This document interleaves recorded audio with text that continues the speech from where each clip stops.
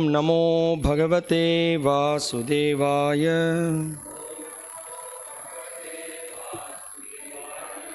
ओम नमो भगवते वासुदेवाय।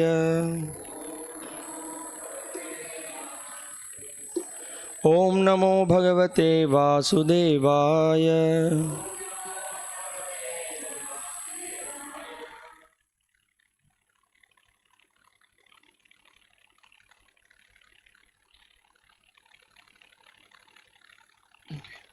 So today we are reading from the Srimad Bhagavatam, Canto 10, Chapter 23, Text 12. The chapter is entitled The Brahmanas' Wives Blessed. So we will do verses 12 and 13. 13 has got a purport. So I'll just read the verse and the translation of text 12. Nate yad om iti prochur naneti cha parantapa gopa nirasha pratyetya tatochu krishna ramayoho. When the Brahmanas failed to reply even with a simple yes or no, O chastiser of the enemy, Parikshit, the cowherd boys returned disappointed to Krishna and Rama and reported this to them. Text 13. Tat upakarnya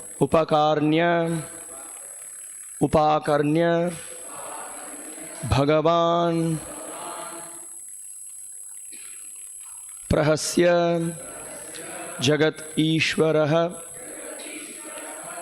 vyajahara punah gopan darshayan laukiki gatim. Tad upakarnya Bhagavan prahasya jagadishwarah vyajahara punargopan darshayan laukiking ghatim. Tad upakarnya Bhagavan prahasya jagadishwarah vyajahara punargopan darshayan laukiking ghatim. Tad upakarnya Bhagavan prahasya jagadishwarah vyajahara punargopan darshayan laukiking gatim.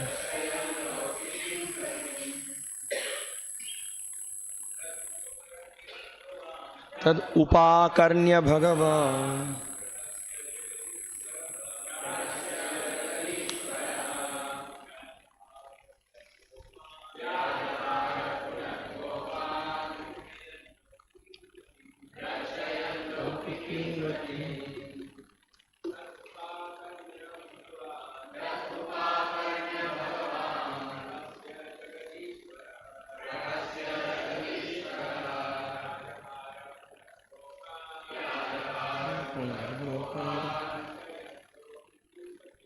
darshayan laukiking gatim.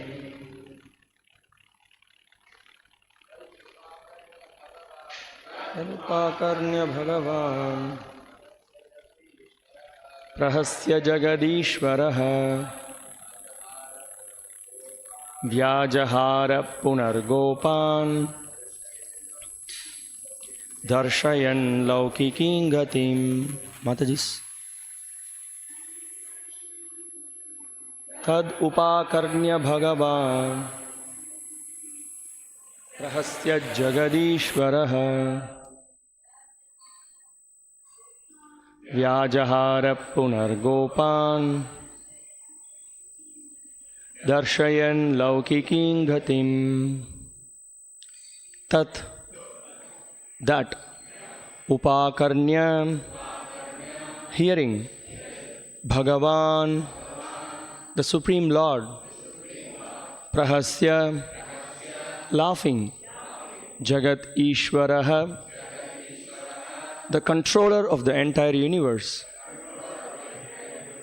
Vyajahara addressed Punaha again Gopan the cowherd boys Darshayan showing Laukikim of the ordinary world Gatim the way.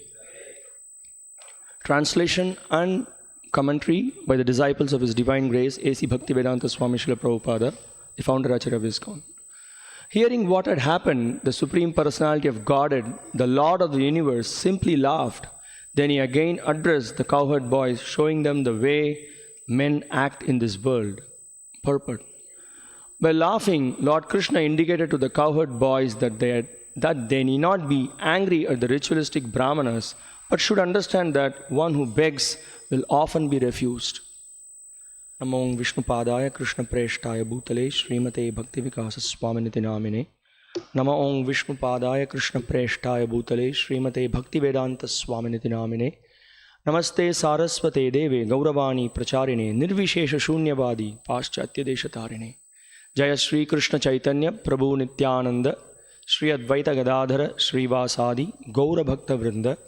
Hare Krishna, Krishna Krishna, Hare Hare, Hare Rama, Rama Rama, Hare Hare. Tad upakarnya Bhagavan prahasya Jagadishvaraha Vyajahara Punargopan Darshayan Laukiking Gatim. Translation. Hearing what had happened, the Supreme Personality of Godhead, the Lord of the universe, simply laughed. Then He again addressed the cowherd boys, showing them the way men act in this world. So now we see here the Gopas were quite dejected. They were disappointed with the response of the Brahmanas. They came with such enthusiasm to get food for Krishna, but the Brahmanas completely ignored. So we just see in the previous verse it is mentioned that they never said, yes, we will give rice, nor they said, we will not give. So they were quite disrespectful. And we saw the reason for that is because of the false identity. They were quite proud. And also, it is mentioned in one of the commentaries that Shukadeva Goswami is pointing out to Parikshit, because Parikshit, when he heard, he became little, if you were there, you would have not tolerated that. So that's why the word Parantapa is used in the previous verse. So, subduer of the enemy. So you can subdue. Because the pride that is there in the Brahmanas was making them not to acknowledge Krishna and his devotees. So that was a point that was made. So that's why the word Parantapa was used. And also one other thing that we see in the end of the previous chapter, we saw certain verses which was explaining about how it is so important that we need to learn to sacrifice whatever that we may possess. So that particular verse, it set the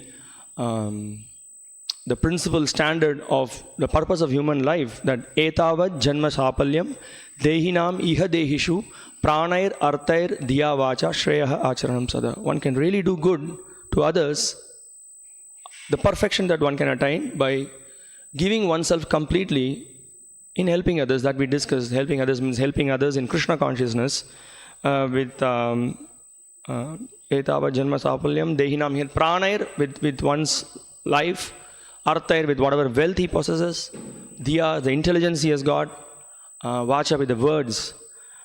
All these four attributes, one should use it in Krishna's service, in helping others. So Krishna just showed the example of the trees, and he showed that the trees are far better than some of the humans. The trees are able to give shelter to others. It gives fruits, even when it is when it rains, there is some shelter under the tree. When it is cold, so it gives shelter. But rather, the humans are not like that. And now Krishna in this chapter further is showing that what is the use of all big Vedic education that you acquired. You may be a Trivedi, Dvivedi, Chaturvedi, but if you are not able to acknowledge Krishna's position and Krishna's devotees, it is of no use. So he's showing the gradation. So the trees are far better than these humans, and even among the humans, the Brahmanas are supposed to be like God men, that also we saw that word that was used. They were the God on earth. That was the word that was used before. So if you're not able to acknowledge, what is the use? So that's another interesting thing. Also, this point is being made. In one of the commentaries the acharyas are pointing out. So what is the use of your big Brahmanical study if you are not able to acknowledge Krishna? So also we saw in the previous verse how all the components that is required for a performance of sacrifice, everything is provided by Bhagavan. Everything is meant for pleasing the Lord. So so when we are carried away by illusion due to false pride, we are not able to acknowledge the most basic things, and we end up committing offenses, and so that is a pathway for us to lead to hell. And on the other hand, in this pastime, we can see how the wives of the Brahmanas, so they were glorious. We will see in the upcoming verses where Krishna will point out that now you go to the wives of the Brahmanas, but please don't tell them that we are hungry. Krishna is pointing out this because he says that if you tell them that we are hungry, they will be pained. They can't tolerate that pain. So don't tell that we want food, you go and say. This is the height of devotion that the wives of the Brahmanas, they possess. And Krishna is so pleased by this. And Krishna is very personal. He knows how to interact with whom, and he can understand the feelings of his devotees. Krishna is a person. As Srila Prabhupada used to say, he's not some stereotype block. So in one of the lectures he says this. Stereotype block means you just come, you just ring the bell, you show the incense, and then you offer, and then he takes. He's not a machine. As you chant mantras and he reciprocates. No, that's the key factor. As Krishna says in the Bhagavad Gita, Patram pushpam palam toyam yome bhaktya prayachati tadahang bhakti upahritam ashnami prayatatmana. This word bhakti is used twice in this verse. And also, prayatatmana, with purified consciousness, when a devotee offers with love, that Krishna accepts. So this is the whole point. So this entire pastime we can see the lesson that we just learn is that pride is very dangerous. You may be learned, but the learning should lead to proper understanding. Proper understanding is that who is God, what is the relationship with God, what is the real activity that we need to do in trying to please God. So this should be the essence of the study of all the religion. Otherwise, at the end of the day, if we don't get this, we may be well versed in many technical details of or nuances in certain rituals, but as we heard before, without following the instructions of the acharyas, it simply becomes a ritual. It doesn't become spiritual. So that's another important thing that we can see. And now in this particular verse, Krishna is also we can see laukikim gatim is using the word that this is how the people in this world, material world, they are like this. So you have to deal with that situation, be tolerant, don't get frustrated. That kind of a message Krishna is giving. Also in one of the commentaries, the acharyas are pointing out that when this message was first conveyed to Balaram was actually very angry. He didn't want to say anything. He kept himself quiet.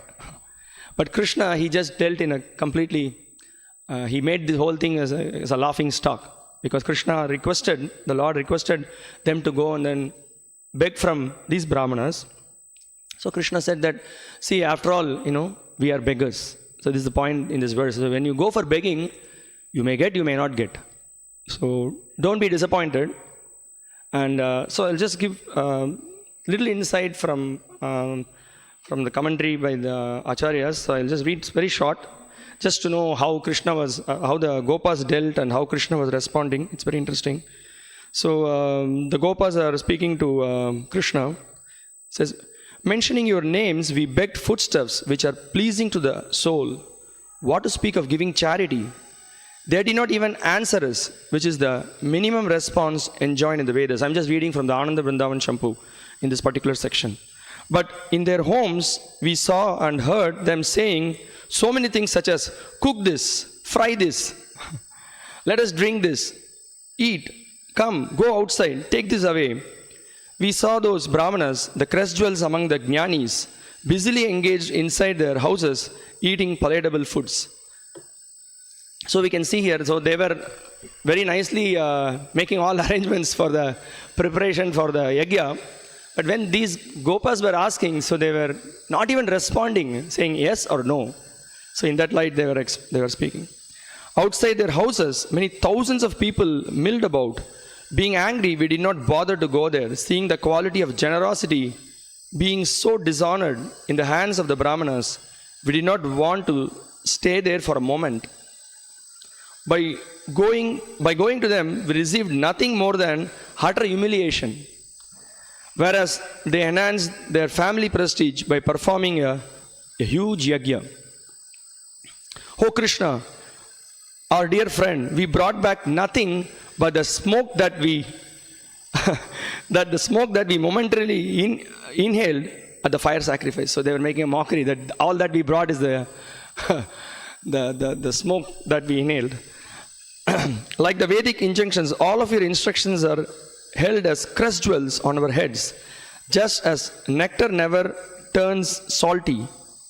How is it that your infallible words put us into such embarrassment? So they were very disappointed that, Krishna, you gave us an instruction and we are not able to execute it. We are not able to please you. Oh, we are very disappointed with this. Krishna smiled mildly and spoke some sweet, pleasing words mixed with cleverness. So it's quite instructive. So let's listen to this. Oh, you boys, why are you affected by false anger? You should not have such a defiant, antagonistic mood like a newly married woman. It is natural that your minds are disturbed because selfish people like those brahmanas always cause suffering to others. Finding the faults in others is the habit of common people. But you should not see like this. Being preoccupied with the yajna, the brahmanas obviously could not attend to you. Listen carefully. You should follow my perfect advice and achieve the desired result. So I'm not going to get into that. So this here the main point is that Krishna is actually giving a philosophical insight that yes, this is the reality of this world. You may go out on a venture, not that everything may be favorable for you. So they may respond positively, they may respond negatively. In fact, Krishna is here very politely is pointing out that maybe they are very much occupied with the yajna. So he's giving another angle to this, explaining that. So don't be disappointed, it's okay. So actually, it's very much relevant for us when we are practicing Krishna consciousness. Specifically, we are going out, we are going out distributing books, we are going out collecting for building Krishna's temple. And we meet so many people. In one house, there is a royal welcome. In another house, the door is banged. Another fellow, he shouts. Even before we enter the house or the apartments, the security, he just uses all kinds of words and then just kicks us out. So everyone who goes out distributing books, who is out to collect funds for Krishna, we all have this experience. But sometimes it's disappointing, but then gradually we learn lessons from this. So this is also a kind of, it's a very important thing. Traditionally we can see in the Gurukula, the student will go out and collect alms for the Guru. So Srila Prabhupada has made it in such a way that in the modern days, we are following the same principle. So on the order of Guru, we go out. We go out, we meet people, we beg them, we ask them to help us in trying to spread Krishna consciousness. And in that process, actually, we are purified, and also the person who is going to be engaged in that service is also purified. So Prabhupada at one place, in one of the conversations with Bob Cohen, he makes the point that, so we go to Mr. Birla, and then we just ask him, we just tell him that you actually have all of Krishna's money, you have looted Krishna's money, give it to Krishna. So Prabhupada says that we don't say like that, we say that you are such and such a great person, you are great, you are glorious, and we say, and then why don't you help us in trying to spread this Krishna consciousness movement, and then like that we collect. So then Prabhupada explains that actually by engaging a person like this, you save him from going to hell. Otherwise, he will not be purified. He will be using his money for various sinful activities. Even maybe it could also be in a pious way, he might use it. But still, if As we, at the beginning of the class, we said, if you don't use our intelligence, our words, our life, our wealth in Krishna's service, it's just useless endeavor. So it is just going to help us stay again in this material world, being caught in the cycle of birth and death. That's what is going to happen. And yesterday in the class, there was a discussion about the different Mahajanas who were giving different advice about how to engage in pure devotional service. So I just also thought about Manu. So different devotees, he explained. So about Manu, there's a very interesting verse. Of course, in the Ishopanishad, there is a direct verse which speaks about Ishavasyam idam sarvam yatkincha jagatyam jagat tena tyaktena bhunjita magrida kasya svidhanam. So the same verse with a little change of a word. Atmavasyam idam sarvam. That's how the verse is changed in the Bhagavatam. Manu gives so much instructions as a Mahajana. He gives instructions. He says that everything belongs to God. And whatever that is allotted as your quota, so that you use and be satisfied with that. But the problem is humans are not satisfied. And you can see when you study the Ishopanishad, Prabhupada gives the example, even the birds, the tigers, they only take their allotted quota. But humans are greedy. So they are not satisfied. They try to accumulate more and more. And as a result of that, they are not happy at the end of the day. They suffer. Prabhupada also in one of the conversations, he gives a nice example. He explains that, see, when someone goes and steals from some other person, he steals a watch and then he keeps it with him. So he may think of using it, but he may use it, but still he will not be really happy because there is always some kind of a tension, some kind of a frustration, because if the police is going to catch you, you are in trouble. So Srila Prabhupada gives the example that similarly everything belongs to God, and actually what we are doing, we are like thief. We are taking God's property and we are using it for our own sense gratification. And as a result of that, you will not be happy. That's why we see so many people, they have so much of riches, they have fame, they have big education, but still we can see some people are frustrated. Why? Not some people. Actually, that's a reality. Everyone will be frustrated, definitely, because nothing can give happiness to the soul other than identifying oneself as a servant of God and engaging in His service. So that's the bottom line point. That if we don't understand this principle, whatever that we may do, it will not give us satisfaction. So we are just discussing this point that from the perspective of charity, the person who is giving charity, he may think that, here are some beggars who have come and knocking at my door. So they may think like that. That's not a good thinking for them. So they may say, okay, some beggars have come, okay, we'll give them something. Many times we see some sannyasis or some brahmacharis when they go, that's how they see. They see them as a big burden. Or they see them as parasites in the society. They are just living in the cost of others. But on the other hand, from our side, from when we are going out for begging for charity, so we remain humble as we come as representatives of the parampara. So we try to induce them, we try to inspire people, we try to, in whatever way possible, we try to inspire and try to collect some funds, or we try to engage a person, or whatever intelligence he has got, whatever talents he has got, we try to engage him. And we are very patient also. We need to be patient. Should not be frustrated or get irritated, or we should not shout at someone just because he's not giving funds or something like that. Of course, when there is a philosophical deviation, if he speaks something wrong about Krishna or his devotees, yes, we may defend and we will establish a Siddhanta there. That's okay. But on the whole, from whatever Krishna is teaching here, we should not be completely disappointed. We should just go on with our life. Means that we should just continue with our preaching. We may go and meet someone else, and then person may just give us a royal welcome. He will just glorify devotees. He will see us as Bhagavan himself. No, you are actually, for me, you are God. Like how many times we have heard like this. No, just God has entered my house and He'll give all respect and like that. And we should not be too elated by that also, right? So we become, yes, finally someone has recognized me. And then we should not become proud of that. And we should just always remember that we are servants of the servants, of the servant, of the servant, of the servant. That should be our mood. And we should be equipoised. And that's what Krishna teaches in the Bhagavad Gita. That's what Krishna is exactly pointing out here to these gopas. He's saying, okay, so I will give you another advice. I will give you another way by which you will be able to get the food. So actually, of course, this instruction is neither for the Gopas nor for any of the Vrajavasis. This is actually for us. By that, Krishna is showing how we have to deal in different situations. And we can also see when we are When we expect something and when it doesn't happen, we become frustrated, become frightened. But when we are in a very neophyte stage, we may even give up the service. Oh, I don't want to do this service. Can I take up something else? Can I do something else? Or we may even not even appreciate. We may even lose the faith or something like that. So, but then, as when we just hear about the instructions from the Bhagavad Gita and Bhagavatam, we understand how we have to reciprocate, how we have to respond. And also, we can see specifically for the practicing devotees, it is very good that we remember ourselves as beggars. Actually, what we have, we don't. What is the strength? Everything, nothing we possess. As we say, like our body, our intelligence, the activity that we perform, all the strength that we derive from the Lord and the instructions, bona fide instructions from His pure devotees.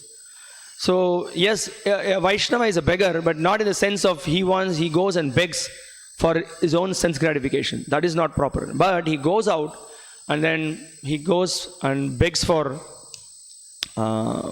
funds for pleasing Hari, Guru and Vaishnavas. That is a mood. That is a mood with which he goes out. And this is a very proper attitude. This Giriraj Swami, in one of his classes when he was explaining, he said that in this Markandeya Bhagavata Dharma, in this song at the end, Prabhupada, he signs himself as insignificant beggar. So when they came to know about this Markandeya Bhagavata Dharma a little late, so he said that Gurudas Prabhu, then Yamuna Mataji, and then two more were there. So first time they saw this Markandeya Bhagavata Dharma poem, and then at the end, when Prabhupada signed like this insignificant beggar, he said that they were all in complete tears. So Prabhupada is a very confidential servant of the Lord. He brought the entire abode and the Lord and his devotees and then the whole process of Krishna consciousness. But his mood, he was representing himself as very insignificant, akinchana. That is the mood of a pure devotee. So here, Srila Prabhupada himself is setting the example that how a devotee should be humble and not get puffed up. So is very much required for us, because we may in the process of our preaching, in the process of our meeting people, we may be very influential. We may be able to achieve some results. We may even have some people who will follow us. But we need to stay always. We should need to remain very humble. So the other day we heard that how the knowledge and humility both go hand in hand. You cannot separate. So if somebody is knowledgeable, that means that he should be humble as well. So it's as that example was given, that you can't separate sugar from sweetness. Sweetness from the sugar, sorry. Similarly, someone claims himself to be knowledgeable, a person who is really knowledgeable will not say that, but then we can see that he is equally humble also. So humility also means that not only the behavior and how he is respecting the other Vaishnavas and his dealings with others, but also he is very firmly fixed in the principle of Siddhanta. It doesn't change the Siddhanta. Whatever that is coming in Parampara, from the knowledge comes from the Lord. In Parampara it comes. The knowledge, he neither adds something nor he subtracts something. Never comes up with his own ideas. So that is also to be understood, that one has to, and it's a natural consequence that how a person becomes very humble. Now on the other hand, we can see many people who are scholars. If you ask them any question, they may give so many different opinions, but they will not sometimes give the conclusion because they have not heard the message in Guru Parampara. There is a very interesting incident. Parashara Bhatta. So once, his disciples were asking Parashara, but he used to give classes during when he was giving classes. There used to be a very simple person, like a beggar. He used to come for the class, used to hear the class, and then he will go. But whenever this person comes, Parashara Bhatta will be very, he will just come, he will come, invite him, and he will make him sit. And then after the class is over, he will just go with him, and he will give him a good send-off. On the other hand, there was a scholar who used to come for the program, so he will not so much reciprocate with him. He will not give him the due respects and all those things. So the disciples were little wondering what's happening. Why Guru Maharaj is behaving like this? So they were asking. So he said that, so wait for some time and you will see. So one day when this scholar came, so he was asking him to explain about what is meant by Brahman. So this scholar was explaining, Brahman means, according to this sampradaya it is like this, according to this acharya it is like this, according to that acharya it is like this. He was giving so many different explanations. He never concluded what is Brahman. So then he left. Then this person, this indignant, this beggar, like simple person who came, so when he asked this, what is Brahman, when he asked, so he became angry. He said that, oh, so long you have been giving lectures, you do not know it is Narayana? Narayana is the Supreme Lord, you do not know? So I don't want to hear any more of your lectures. So he left this place. and then all the disciples, they understood why Parashara Bhatta was so much respecting this simple person who had so much faith on the words of the scriptures and the previous acharyas and his understanding of the scriptures. So on the other hand, the scholars, they study so many things, but they don't have faith. They don't have that Krishna is a person. And what if you dig a little bit more, they say that he's impersonal. And they don't have any appreciation for bhakti. They think that bhakti means these are all some kind of emotions, there's some sentimentalism. But they don't understand the science behind it. So we can see here also, as we heard yesterday, ya imam pushpitam vacham prabhadanta vipaschitah. So you just study the flowery part of the Vedas and then you get carried away. You don't understand about Krishna's position. And you are lost. You are lost in the whole endeavor, in the whole process. So that is the whole point. So that's why we try to hear the message in parampara. And in that way, we will be safe. We will get the essential conclusions that the Bhagavatam is explaining. And also another pastime which also gives us an indication that how, if we are not in proper knowledge, if you don't understand the Siddhanta properly, even if the Lord comes in front of us, we will not appreciate him or we will not reciprocate him in a favorable way. So one incident that came to my mind is when the Lord entered the Mathura along with Balarama, asking for the cloth that Kamsa was wearing. So I need a cloth to wear. So he was asking. So this washerman was not respecting Krishna. He did not want to give because he felt that it belonged to Kamsa. So Prabhupada in the Krishna book very nicely he sums it up. He says, while Krishna and Balarama were passing in this way, they saw a washerman and dyer of clothing. Krishna was pleased to ask him for some nice clothing. He also promised that if the washerman would deliver the nicest dyed cloth to him, the washerman would become very happy and all good fortune would be his. Krishna was not a beggar, nor was he in need of clothing. But by this request, he indicated that everyone should be ready to offer Krishna whatever he wants. This is the whole point. That is, Prabhupada says, that is the meaning of Krishna consciousness. Whatever you have, you give to the Lord. In another place, Krishna says that one of the purports Srila Prabhupada points out, he says that, so the whole world is immersed in ignorance.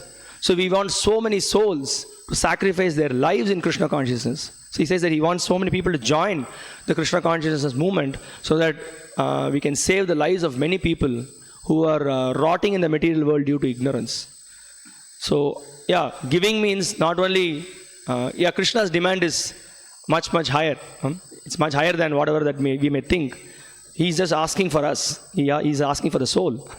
Not that you give the money. No, you may give the money, you may give the whatever talents you have. All glory is great. He's demanding, okay, when will you come? You engage yourself completely. He demands complete surrender.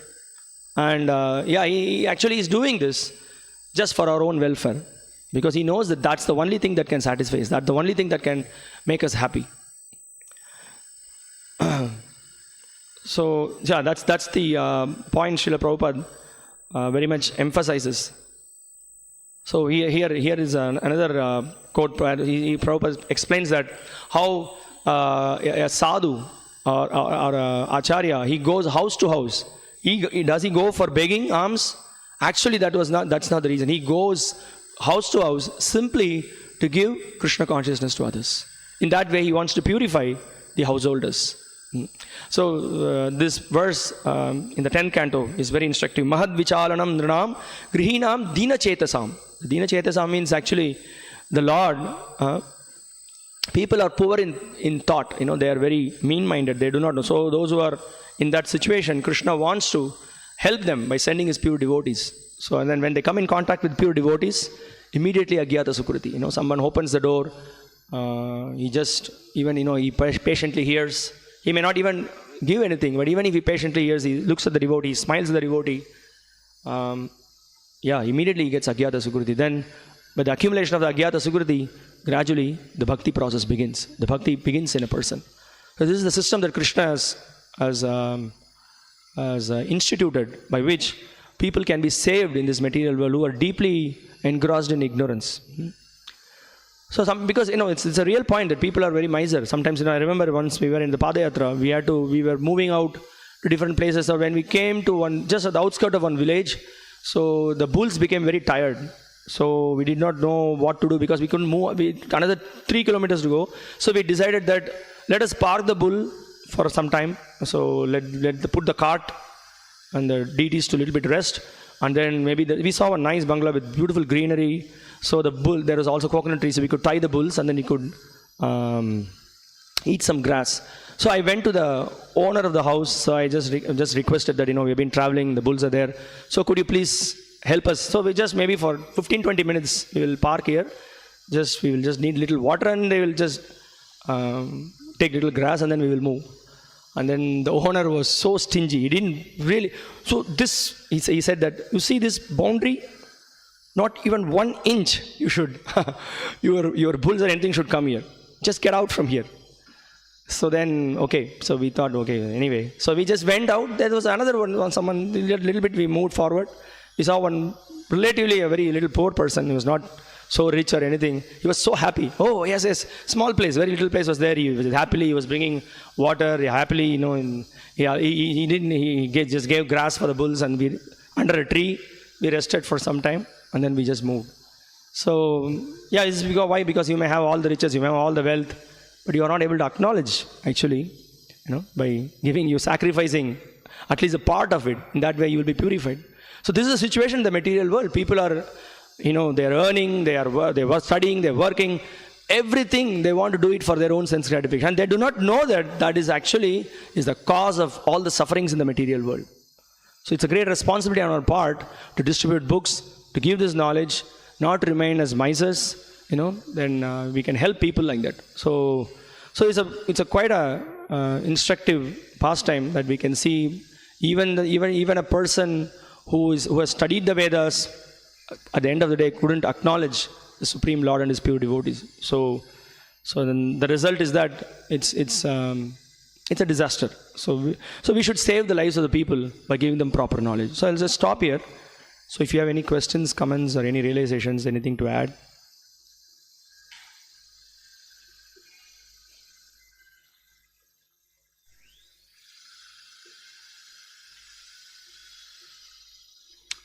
I'll just conclude with the conversation. I just have it here. So Prabhupada says, Bob is asking, maybe then they may go to hell if they don't help in helping the Krishna conscious movement. Prabhupada says, yes, you save him from going to hell because a farthing spent for Krishna, it will be accounted. This man has given a farthing. This is called Ajnata Sukriti. Ajnata Sukriti means doing pious activities without knowledge. So we give everyone chance to act very piously without his knowledge. This is Krishna consciousness movement. Mahad Vichalanam, Nrinam, Grihinam, Dina Chetasam. They are very poor in their thought. Therefore, the saintly person's work, just to enlighten him little, to give him chance to serve Krishna. That is saintly person's study. Hare Krishna. Srila Prabhupada ki jai. Srimad Bhagavatam ki jai. Hare Krishna.